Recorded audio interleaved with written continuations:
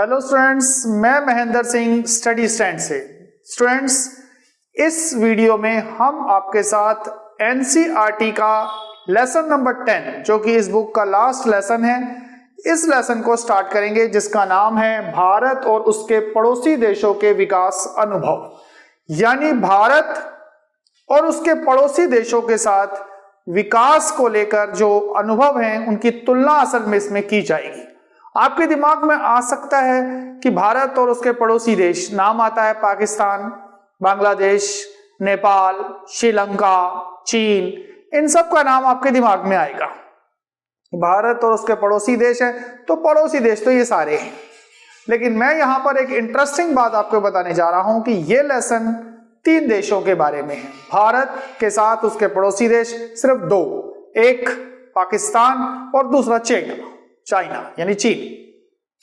भारत का, पाकिस्तान का और चाइना का, इन तीनों देशों का विकास अनुभव यहां पर समझा जाएगा। एक्चुअली हम इस लेसन में इन तीनों देशों के विकास के तरीकों की समानता, असमानता और विकास में जो डिफरेंस है और उसके जो कारण हैं उन सबको समझेंगे।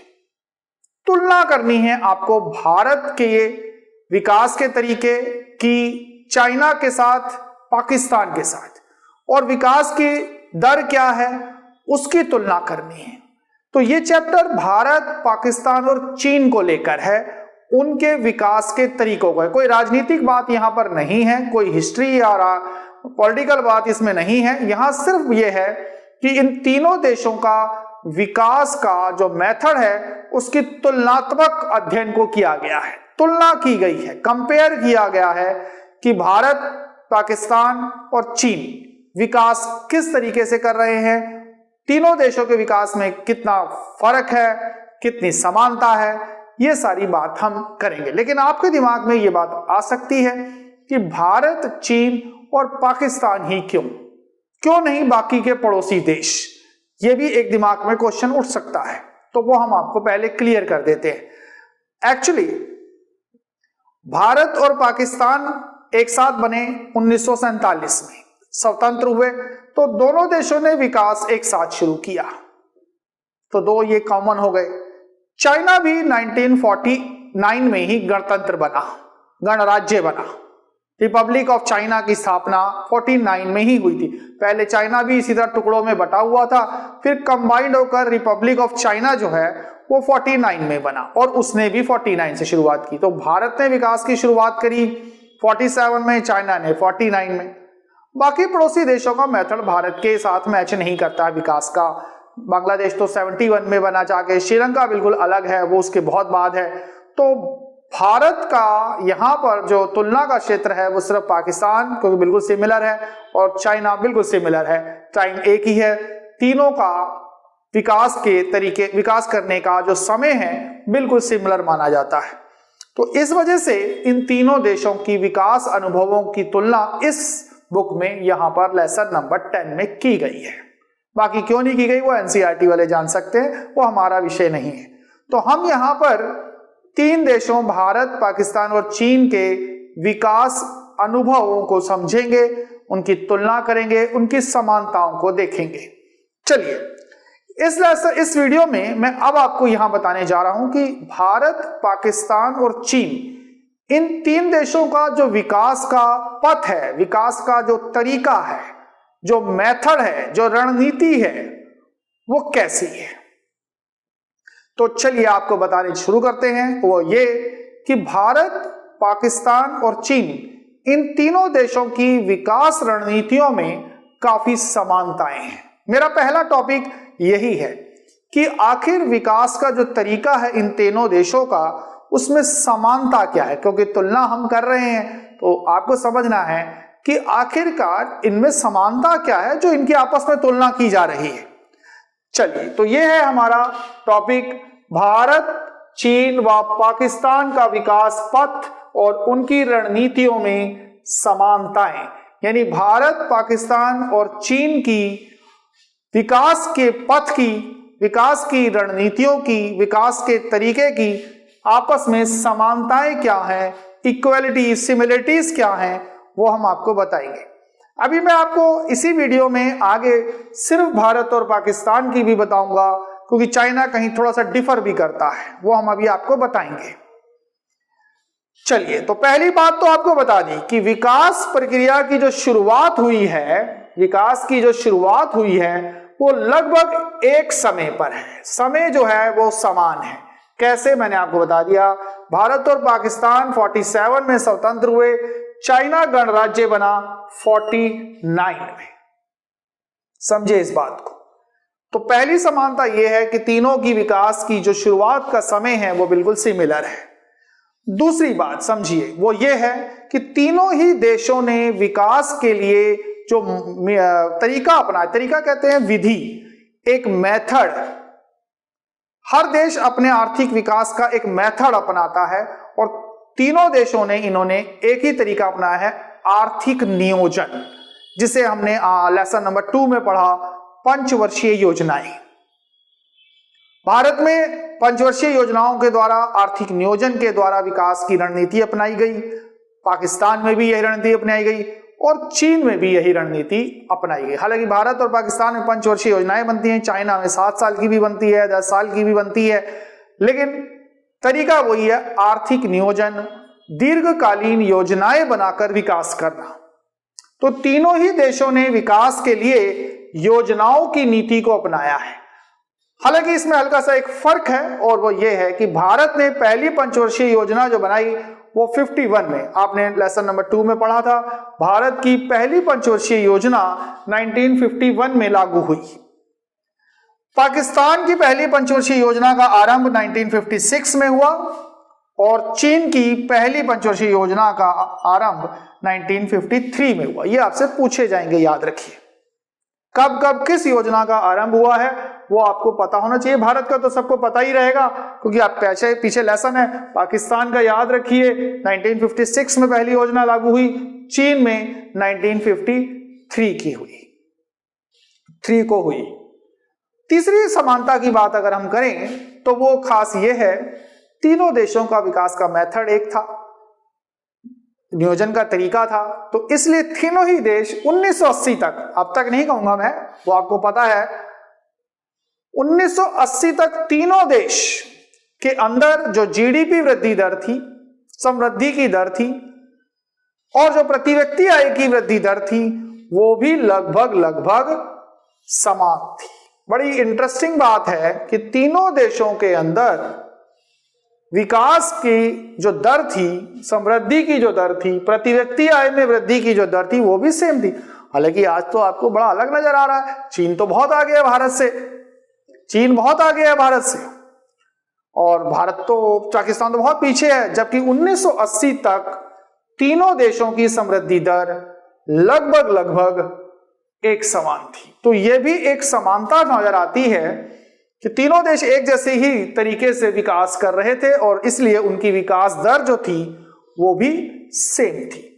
चौथी बात जो सिमिलरिटी समझ में आती है वो ये है, आज, अब चलिए 1980 तक की कहानी तो अलग है, लेकिन अब क्या चल रहा है? अब ये तीनों देश, अब देखो 80 तक जब विकास नहीं हुआ, तीनों पिछड़े रहे, तो विकास का तरीका तो बदलना ही था। देश की अर्थव्यवस्था को विकास तेजी से करने के लिए, मजबूत बनाने के लिए, विश्व में अपनी पहचान बनाने के लिए तीनों देश, ये लिखा है कि देश के विकास के लिए आज के टाइम पर ये तीनों देश अर्थव्यवस्था को मजबूत बनाने के लिए नए आर्थिक नीतियों पर चल रहे हैं।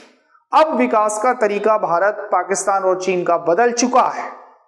अब भारत, पाकिस्तान और चीन का तरीका है उदारीकरण, निजीकरण और वैश्वीकरण, जो कि आपने पढ़ा LPG लेसन नंबर 3 के अंदर। तीनों ही देश LPG पर चल रहे हैं, आर्थिक सुधारों पर चल रहे हैं। लेसन नंबर 3 में आपको बताया गया कि भारत ने अपना जो आर्थिक नियोजन, ये क्या नाम है, नई नीति अपनाई, नए आर्थिक सुधार अपनाए, LPG की नीतियां अपनाई, वो 1991 में अपनाई, 1991 में अपनाई, और चीन ने अपनाई 1978 में।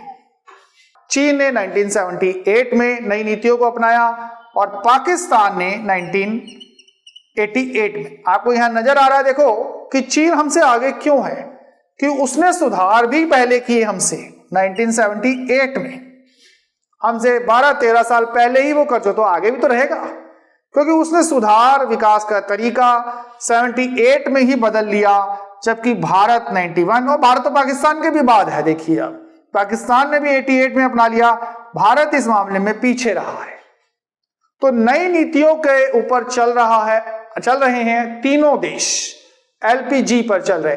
तो ये तीनों देशों की समानताएं हैं कि तीनों देश एक समय पर आजाद हुए, योजनाओं पर चले, एक समान वृद्धि करी 1980 तक, लेकिन आज के टाइम पर तीनों देश ही एलपीजी नीतियों के द्वारा देश की विकास प्रक्रिया को आगे चला रहे हैं, अर्थव्यवस्थाओं को मजबूत बना रहे हैं। स्टूडेंट, अब हम यहां अपने इसी टॉपिक में थोड़ा सा चेंजेस लाते हैं। तीनों देशों की समानताएं आपने देखी, लेकिन भारत और पाकिस्तान के बीच विकास की समानता भी आपको देखनी पड़ेगी अलग से। चाइना यहां पर थोड़ा अलग भी जाता है, कैसे वो अभी आपको पता चल जाएगा। तो हमारा अभी जो टॉपिक बनता है वो बनता है भारत व पाकिस्तान का विकास पथ, यानी भारत व पाकिस्तान के विकास रणनीतियों में समानताएं। अब हमारा टॉपिक भारत और पाकिस्तान है, चीन नहीं है यहां पर, क्योंकि ये क्वेश्चन एनसीईआरटी का है, बहुत पूछा जाता है ये क्वेश्चन कि भारत और पाकिस्तान की विकास रणनीतियों में क्या समानता है। हालांकि इसमें से बहुत कुछ आपको पीछे वाले टॉपिक से ही मिलेगा, कुछ नया ऐड होगा, कुछ पुराना ही रहेगा। कैसे? जैसे आप समझिए कि दोनों ने विकास की शुरुआत एक ही समय पर करी, आपको पता है लगभग एक समय, क्या यहां पर तो एक ही समय है, और वो है 1947। सेम टाइम आजादी इकट्ठे हुए थे, तो एक साथ ही विकास की शुरुआत हुई।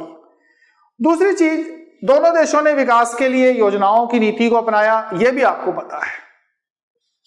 भारत ने 1951 में और पाकिस्तान ने 1956 में। यह हमने अभी इसी वीडियो में आपको पहले ही बता दिया है। तो 2 पॉइंट तो सेम ही है। तीसरा पॉइंट, चौथा, पांचवा पॉइंट जो है, पांचवा पॉइंट जो है वो भी हम पहले ही बता देते हैं कि दोनों ही देश अब एलपीजी नीतियों पर चल रहे हैं। ये बात हमने अभी आपको बता दी। भारत ने 1991 में अपनाया एलपीजी नीतियों को और पाकिस्तान ने 1988 में, 1988 में पाकिस्तान और भारत ने 1991 के अंदर एलपीजी नीतियों को अपनाया। लेकिन मैं आपको और एक डिफरेंस बताता हूं। ये तो सिमिलरिटी साइड हो गया जो पहले भी था, तीनों का हो गया ये पॉइंट। ये पहला पॉइंट, दूसरा पॉइंट और पांचवा पॉइंट तो तीनों का ही है लगभग। लेकिन 2 पॉइंट ऐसे हैं जो चाइना में मैच नहीं करते हैं। क्या? और वो ये है कि भारत और पाकिस्तान के द्वारा देश की जो आर्थिक प्रणाली अपनाई गई है वो मिश्रित अर्थव्यवस्था को अपनाया गया है। खास बात याद रखिए, भारत और पाकिस्तान में मिश्रित है। तो फिर चीन में कौन सी है? चीन में है समाजवादी व्यवस्था।